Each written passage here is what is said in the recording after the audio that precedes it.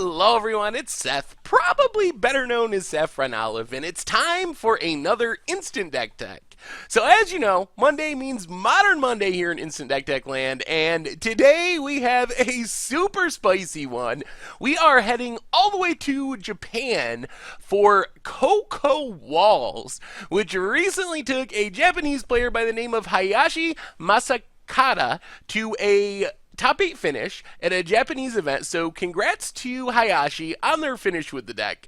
A quick reminder before we break it all down, if you enjoy this deck and you want to see it made into videos, take a minute, click the like button, the subscribe button, leave a comment, anything you can do to support your deck, because whichever deck is most popular gets a shot at being made into videos next week. So CoCo Walls, as it sounds, is built around Collected Company. So we've seen Collected Company decks before. 4 mana, you get to look at the top 6 cards of your library, get 2 creatures with converted mana cost 3 or less. Normally, people use Collected Company to set up combos involving Anafenza and Malira, maybe, to get value in elf decks, maybe sometimes even to find Spell Quellers and Knights of the Reliquary.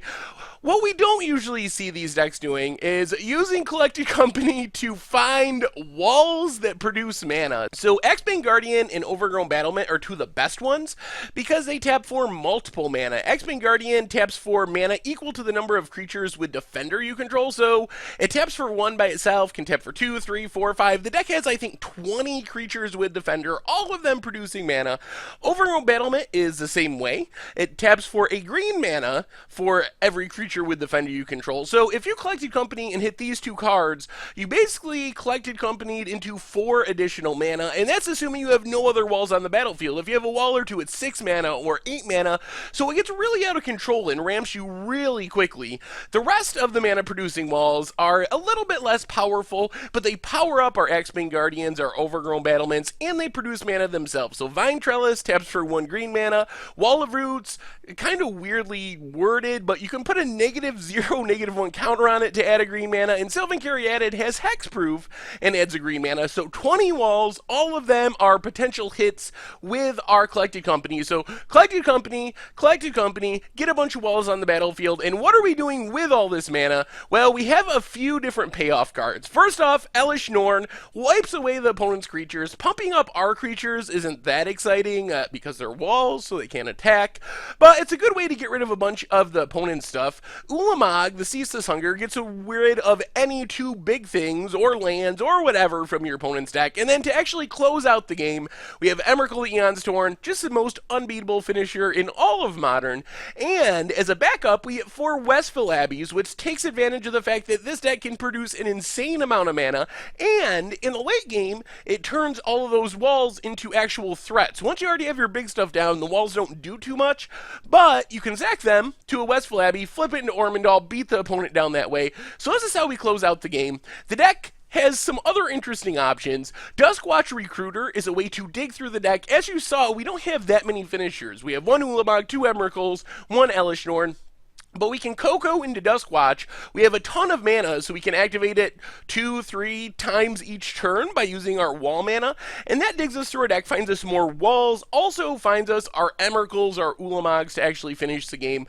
Kami of the False Hope is a fog on a stick. So it's a fog that we can hit with Collected Company, which means that we get on the battlefield, and if we need to fade 1 turn to get our Emrakul down, for example, we can sack our Kami of False Hope, prevent all combat damage from our opponent attacking us, and then hopefully untap an Ulamog or Emrakul. And Village Bell Ringer is pretty sweet. It's only a 1-of, but it's a 1-shot way to reuse all of our wall mana. 3 mana, it untaps all the creatures we control, which means our Overgrown Battlements, our X-Bane Guardian, so we can potentially use this to go from, I don't know, like 7 or 8 mana, all the way up to Emrakul mana by untapping our walls and being able to tap them all again.